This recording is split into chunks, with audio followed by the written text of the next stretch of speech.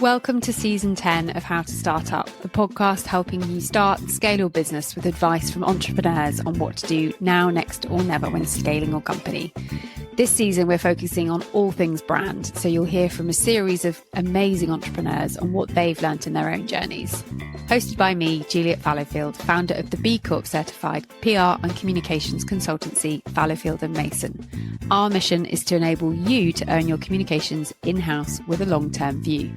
With 70% of respondents to a Forbes survey stating that they believe personal branding is important, it's clear that founders need to consider how they promote not just their business, but also themselves as individuals when starting a company.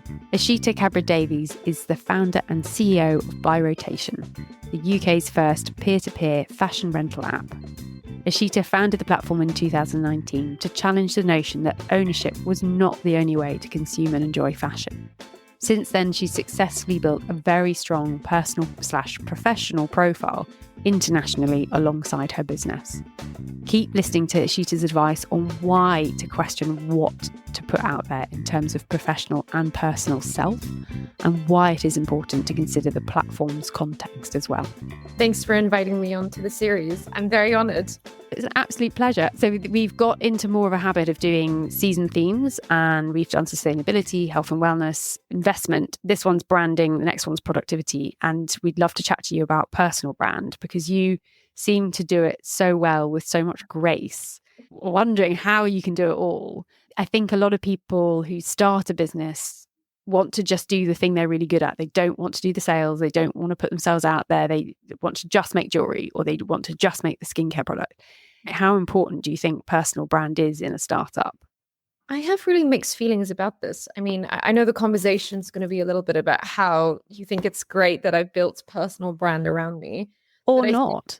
Like whatever you want to share from your experience would be great. Yeah, for me, I think the reason that I have like a present personal brand is because I'm very much the customer that's using the solution, the business, and I use it every day, like without fail. I'm using it at least once a week. Either I'm lending something out or I'm renting from someone else. So I think for me, having that personal brand has actually made me like an ambassador for the business for free. It's like the most cost efficient way of doing marketing without having to pay models, or not that I'm saying you're a model, or like influencers or like voices or ambassadors to essentially embody the brand in like a scripted way. Because for me, it's coming very naturally. I'm breathing it every single day. It's my reason for being. And did you start it because you found there was a gap in the market that you wanted to solve? Yeah, By Rotation is very much like a first world problem that I was having. And I was like, I wish there was a way to be able to share nice designer, high quality fashion with each other. And no, I don't want to buy it and own it forever. So I don't want to buy it firsthand. I don't want to buy it secondhand. I just want to borrow it for like a holiday. So like my honeymoon, that's the story.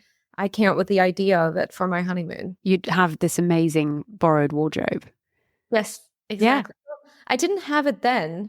And that's why I look back at it and I was like, wow, if I were to go back on honeymoon part 2, I would have so many incredible options now. It's funny, actually, we are sending out a newsletter on Sunday about honeymoon rentals. So it kind of feels like full circle. It's so true, because when you have these special occasions in your life, you want to pack a good suitcase for it, and you want to know that you've got outfits that you feel great in. And you don't necessarily want to invest in those pieces every time. You want to be able to have that treat and that lift of wearing something that makes you feel wonderful, and then give it back. It's fantastic. I mean, years and years ago when Facebook launched and I was going to lots of weddings, but can we have a Facebook album of photos of all the wedding hats? Because in England at the time, everyone was wearing hats and fascinations. None of us want to wear these more than once or twice. Can we all just swap around and share this Facebook album? And you've created that software to help people do that. Yeah. And also, like a lot of times within your friend circle, I mean, with hats, sure, like one size fits all, right? And they're adjustable. But, even within your friend circle, there are these situations where people are different sizes. So what if you wanted to borrow from a complete stranger whose style you admire? And I think that's where I was like, yeah, I want to create a community where people actually bond over their love for style and fashion and actually are very happy to share with each other, as opposed to, just being consumerist about it all. What we've created is very much the sisterhood of the traveling pants coming to life. But now it's a dress because people love renting dresses. And for you, with the personal brand element, has it been quite a challenge to overcome to put your face out there and your personality out there? You know, people have an insight into your life. Is that quite hard? I think it does come to me naturally, but I think what I struggle with is the fact that this space, so like the social media space, and when you look at whether it's content creators or influencers or even, I guess, bosses like CEOs who have kind of a public profile, it's sort of expected that you have like a content plan, like a, you need to figure out your pillars and what exactly you're speaking about.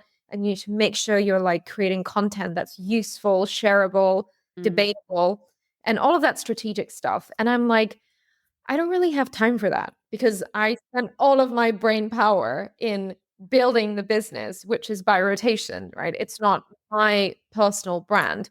So all of my incredible insights and strategy and planning, all of that mental power needs to go into the business. That is my priority. So I kind of struggle with the fact that when you have a personal brand, there's this expectation online that you have to build it in a very strategic way. And that's not my vibe at all. My vibe is very authentic. And you'll see, like, it'll range from things like going to work out in the morning and then not putting anything else up until maybe even the night and be like, oh, just went for like a dinner with a brand, that I'm friends with the founder or the PR and they've invited me. And it'll have nothing to do with what I did as the CEO that day. And I personally prefer that because where I come from, which is, well, firstly, it's a cultural thing. Asian culture is a bit more, I'd say we're a bit more reticent. We don't like to overshare too much. And then my background, which is I used to work in finance, you would not be allowed to share photos of the trading floor of your desk because there's private stuff on there, right? And so you can get into trouble, in fact, if there was some screenshots of something about a client that you're not meant to be sharing or a trade. So if anything, I thought that when you're building your own private small business, one of the benefits is privacy. So for me, I'm like, why would I build in public? The whole point of having my own company that's private and small at this point is that I get to build things quietly and quickly and test them out and experiment without the whole world watching because I don't need to share my results with them. I'm not a public company.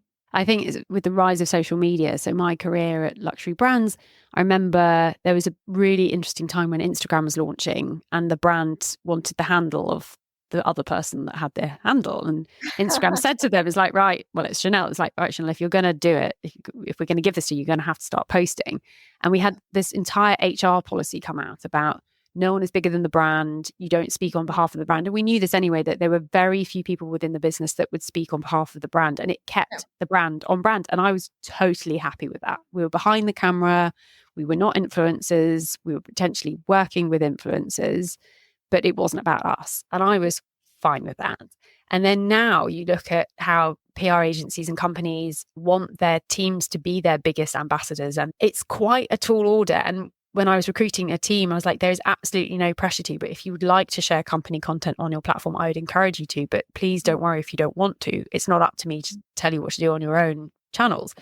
But my team, looking at our company channel and then looking at mine, they sat me down at the beginning of the year. It's like, yeah, you're going to need to do more company content because at the moment, all you get is penguins because you've just come back from the Antarctic and your next travel plans. I was like, I don't care because that's me. I love traveling. Yes, I'll post work content, but I don't want to have to become a product of the business. It's not what I'm doing it for. There's got to be other ways. And we see a lot of CEOs, particularly on LinkedIn, putting a voice to their roles now. And I used to be an in-house PR person. It's really risky because if they say something that goes viral and is not great, the firefighting you have to do is awful. Yes. No, it's so true. It seems like everyone is very vocal now, even when there's nothing that they are actually saying. Yes. And to me, I have to say it's a bit cringy. And I am quite, I suppose, discerning. Like I'm not just going to post on LinkedIn for the sake of posting because I need to build my audience. Because if I don't build it, then someone else will, or they'll forget about me, and I'll have that FOMO. It's just not really how I operate. And I think there's now this sort of this push, right? I remember LinkedIn reached out to me in the early days and they're like, we would like for you to be a voice on LinkedIn, one of their creator programs. And I was like, okay, interesting. Tell me more.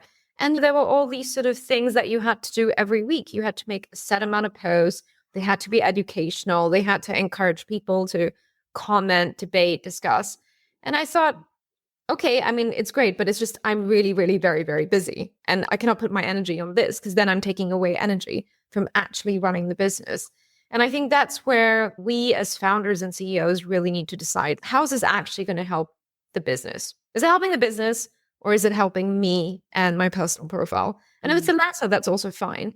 But I'm currently at a place where for me, everything that I'm doing needs to help the business. I'm still at that place and I'm still very much in love with the business. Yeah. And we meet a lot of clients. So in the day job that we teach people how to do their own communications, it's finding the time that they may have spare to do it. And if they don't have capacity, don't do it. And adding another hat to that wheelhouse of 30 different hats that you're wearing running a business, it's the last thing you want. So when my team, again, were putting pressures like turn the camera on, do more video content, people want to see your face. It's like, that's only ever going to be me. I can't delegate that to someone else. That's not sustainable for me. There's got to be other means of doing this. And I met someone recently who's a beautiful florist, cut flowers, sells to florists, doesn't do bouquets, doesn't do arrangements. She's like, oh, I need to do Instagram. I need to get reels sorted. And people tell me I need to do more to camera. I'm like, but why? And I kept saying, why? And she said, oh, but I got 3,000 views. It's like, were any of them florists? Are any of them buying from you? No.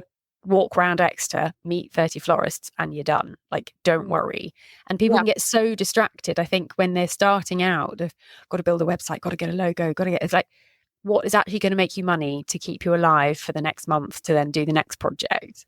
For you, how integral is your professional profile to the growth of your business? Because obviously you're pitching potentially for investors, new employees, board members, clients. Do you think there is a percentage of you that you have to give out as a founder? Or can you completely protect it? Yeah, I think this is where like setting the boundaries for me has been really important, which is if you're, say, for example, you're an investor, right? If you've decided to follow me on a non-professional channel, such as Instagram, that's on you, right? I'm posting important work-related updates about my company on LinkedIn as my primary platform for where it's all things business. If you're going to start following me on Instagram, I'm sorry, but you're going to see me doing my yoga headstands or whatever. And that's that, that's me being honest and truthful about what are the things that I need to do to be me, right? So as long as I'm kind of showing up on the different platforms where people can communicate with me, they just need to kind of understand what my tone is going to be on each one of them. So on LinkedIn, for example, last week I posted twice. This week I posted once. Each time that I posted, that was something very specific that I was saying about my company, be that an update in performance, be that something that happened in the industry or when it comes to sustainable fashion. This week, it was about us, acquiring another rental platform. So it's a very, very specific and targeted. It's not, here's a photo of me at my desk. Oh, I started taking melatonin gummies because they help me sleep. Like, that's not relevant. And maybe this is just my training, working in a very corporate background and my culture, which is very Asian, but I do care a lot about boundaries for every single platform. So with LinkedIn, it needs to be professional. It needs to be specifically work-oriented. And yeah, the great thing about LinkedIn is that the reach is incredible, right? If someone likes your post, it goes to the entire network. But the bad thing about it as well is that if you're doing like a weird, cringy post, people will remember you as that person who is wasting their time during work hours writing those posts. So for me, I'm quite conscious of the fact that a lot of my ex-bosses do read my posts. There's so many impressions that you get on LinkedIn versus Instagram, I personally find. I agree, yeah. Yeah, and not all of them convert to likes or comments. So it must be people just reading and absorbing and thinking about it. So I'm so careful. And I think this is maybe where the personal brand side of thing comes, right? For me, it all shouldn't need to be a hard sell. Me being a founder or CEO, me being good at personal branding or whatever, it doesn't need to be something that I need to say. If I am good at it, you should be able to decide it yourself and see it from the work that I do. And I think a lot of what's happening these days is people telling you exactly what their brand is. And I don't think it should be this way. I think the people who are viewing your content should be able to tell you themselves that I think this is your brand. I mean, I'd love to know, Juliet, what do you think is my brand? Well, I think it's a sustainable fashion solution, and the brand is accessible for a product that typically isn't that accessible to a lot of people. Yeah. And it makes that wonderful luxury purchase a completely different product offering, because I can tap into it for a day. I don't need to tap into it for my entire life savings forever and be stuck with it and then regret it. So your brand to me speaks, it's fun, it's joyful, it's accessible. I remember when I was at Chanel, they were launching stores in Westfield, and they had to take the big heavy door off the store, because normally you'd have a guard that would, you'd come up to the door and they'd look at you and then they'd open it, go, yeah, you're allowed in here. They realised that was a huge barrier for people to come in and buy nail polish. They didn't want to feel that intimidated. Yes. And what's so fun now with fashion is that with the rise of digital, with the rise of e-commerce, with the rise of these amazing platforms, you can go in and tap into it for a day or a weekend or a week. I love what you're saying about the different platforms, because so many people get quite confused about what platform is for what. And I saw someone posting something on Hinge that belonged on LinkedIn, and someone posting something on LinkedIn that belonged on Instagram and Zap. And I was like, how do you not get the audience? And for me, audience segmentation is so important, because you don't want to throw a lot against a lot of walls. You want to throw a little bit against a targeted wall and it will likely stick. Your LinkedIn is your professional persona, I guess. Yeah. Whereas Instagram for me on my channel, no one cares, no one's looking. It's just me and my travels. But my work Instagram, I am like straight laced. This is purely professional. I mean, we've done a little bit of this month, the team are reading, or this month the team have learned, because we are learning and growing and doing all sorts of fun stuff. But that is just on the line of how much I'm prepared to sort of sell out my team. I don't want them to feel like there's that pressure on social media, because as we know, it can bring on a lot of anxiety as well. It's the last thing you need. Yeah, and I was feeling that a little bit. I never want to feel like, I don't want to feel like if I'm not feeding the monster, which is social media, that I will be forgotten. Because social media is not real life. So, no. And I think that's where I kind of struggle with the whole, how present do I need to be on social media for my personal brand as the founder and CEO?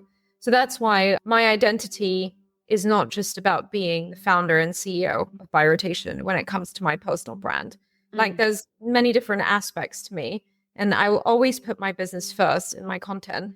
But there will be other things that are completely unrelated to the business when it comes to Instagram in particular. It's just so interesting where everything seems to be so strategic now. You want to be known for, I don't know, vegan cooking, because then you'll be the expert, and then people will find you when they search for that hashtag, vegan meals or whatever. I get it. But I think it's almost so strategic that you can't really trust these people anymore. And I think that's where probably I stand out. I like to think anyway. I don't have a large following, but my following it's pretty high caliber. It's quite established people within the industry. It's quite a lot of working professional women with high disposable incomes who, are basically my customers. And I'm actually very happy with the level of influence I have in a small group. I don't feel the pressure that I need to continue growing my audience. I feel like I'm at the right place and I've got the right eyeballs. And I think that level of security is something that a lot of people online lack. And I wish that more for them, because we're all just, feeding the algorithm and this monster. Completely. And I think where that pressure, it will never go away. No one's going to come up to you and pat you on the back and go, you've made it, you've got X many followers, you've succeeded. It's a constant drain, and no one publishes the bad stuff either. I think if we're probably a little bit more honest about the trials and tribulations of running businesses, and that's what's wonderful about podcasting, is people are quite humble about it and they share a lot more of the heartache and the angst that goes in it. And podcasting seems to be that sort of therapy platform if we're differentiating between them. And where people have that pressure, they think they have to do all things, where actually just take that one thing off the to-do list and do what you're comfortable with, especially if you're trying to scale a company to sell eventually, because it's not always going to be about you if you then exit. And if it is, it's harder to convince someone that you can exit. A lot of people don't think long term. That's really interesting. And are there any things that you would go back and do differently now you've had this experience under your belt when it comes to putting content out there? I feel like, again, with this whole sort of not being very strategic about content, I think it would have been better if we had been a little, on the by rotation channel in particular, we had been a little more strategic and planned when it came to content creation, because we do have a huge community, right? And quite a lot of like well-known personalities and a lot of community members who other women look at it and be like, that could be me. And sometimes I think we could have maybe like made a series which was much more consistent, as you've done with the podcast series. You've got over 106 episodes, as you said. And I think one of the things, we are very consistent. We do a lot of user generated content. We were doing a lot of lives during COVID. We had like 2 a week. But that seems to have fallen off the radar. And we've gotten so busy with like doing transactions and getting people to rent. But I wish we did a better job at doing something very consistent.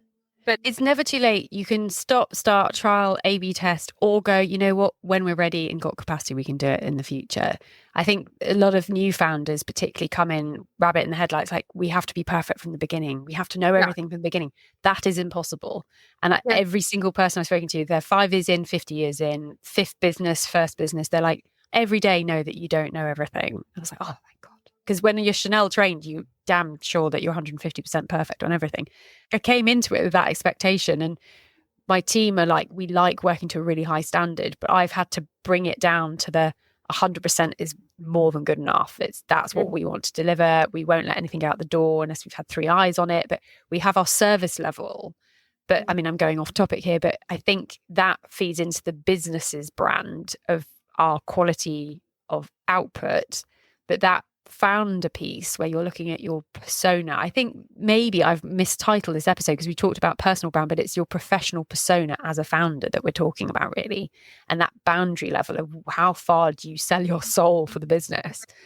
And people need to know that confidence of your social media output, or you're pitching to investors. You've got these different dialogues that you've got to manage and own and know what to say and how to say it, both published online, in a room with other people. It all feeds into your personal brand. So something that we love to do with our guests is have a question from the previous guests for you in terms of their startup journey. And it was the founding team of Collagery, so Serena and Lucinda. And they're like, oh God, this is a really important question. We really want to think about it. It's like, would it help if I told you who it's going to? And they're like, oh yeah. And I haven't done that before. But Serena, straight off the bat, she's like, how the hell does she do it all? I mean, that woman, she does so much. And it was really interesting because we're talking about how much people are putting content out there. Well, everyone has an impression of you externally. And her impression of you is that you do so much. How do you do it? Or does she not sleep, was her question. No, okay. So as I said in the outset of our conversation, I am sleeping, and I'm actually sleeping way better and way more because touch wood, business is going well. And we're finally at a place where I feel like I don't need to be involved day to day in the business. Like I can actually be in a different city and run the business, which is really cool. And we've finally gotten to that place. Because that is huge. Thank you. You built Rome. And I love it. I'm still very much in love with it. Sometimes you can see founders and CEOs being like a bit more distant over time. They're bored of it or whatever, or they're burnt out. But I've always been a very highly energetic person. And it kind of feels like I've finally found my match. I just feel I used to work in very high pressure environments, either with very long hours or very strange hours. Like my previous job on the trading floor, I had to be at my desk by 6:45 a.m. all the way until 6. And you could head out to pick up lunch, but you can't eat lunch somewhere else. You have to eat it at your desk because the market is open and you're trading. So for me, I feel like I've done all these intense jobs and I still felt like something was missing. But whereas with by rotation, I feel like despite the crazy hours and breathing it every single day, even on the weekends, and basically using every opportunity to pitch and talk about the business and get people to use the app or download it or invest in it, I still love it. So I just feel like I finally found my calling. And I think that doesn't feel like work to me. It doesn't feel too much. Yeah.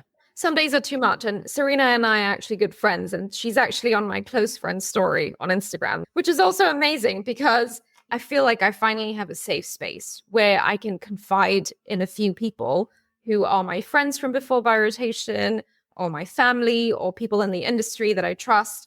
And it's kind of nice to just have that sounding board or people to empathize with me. Yeah. So I'm actually really grumpy outside work, but for work, I just love it so much that you can't see it. Yeah. And you're right when sometimes it doesn't feel like work and you get the ups and the downs and my God, it's a roller coaster.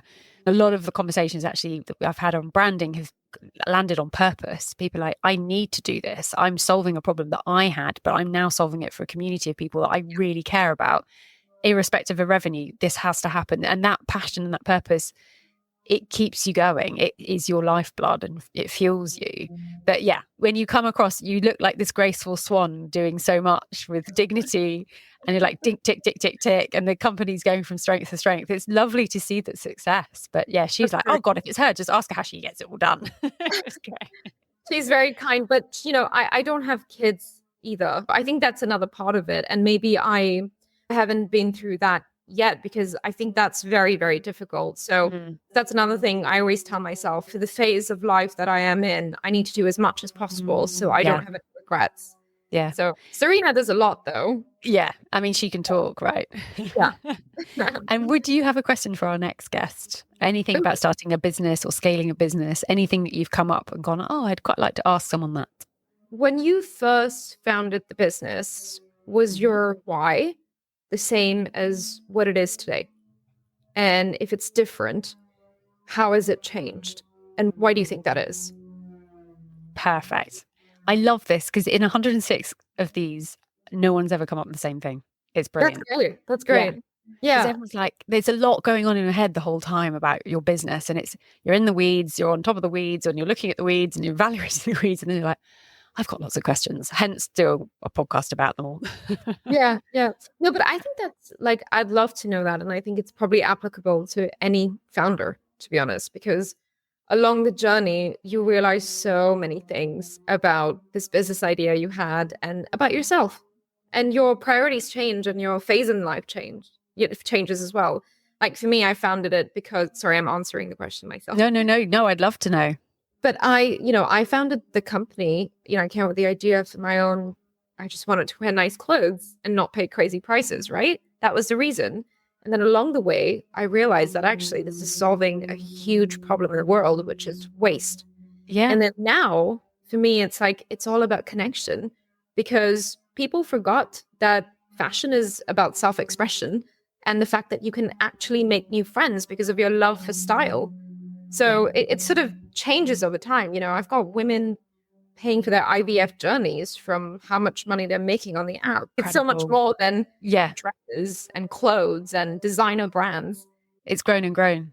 I feel like it's brought a lot of emotional maturity to me as well as the founder of this. I've seen it become so much more than just these materialistic things and so much more than just a solution for me and my friends. Yeah. Well, huge congratulations and thank you because you've democratized this whole industry where it's much more fun now that we get to do this. And it's so exciting because you leading the way and now you see all the massive retailers trying to catch you up and do it too. So thank you very much. And thank you for all the advice you shared. It's been wonderful chatting to you. Thanks for having me. I really hope you've enjoyed this conversation. You can find a recap of all the advice so kindly shared by our guest in the show notes along with their contact details. We'd love it if you could rate and review or share this podcast because it really does help other people discover it. To incentivize this a little, I would very happily offer you one of our PR guides on how to share editorial coverage legally. Just DM us or send us an email, hello@fallowfieldmason.com with review in the title and we'll share it on.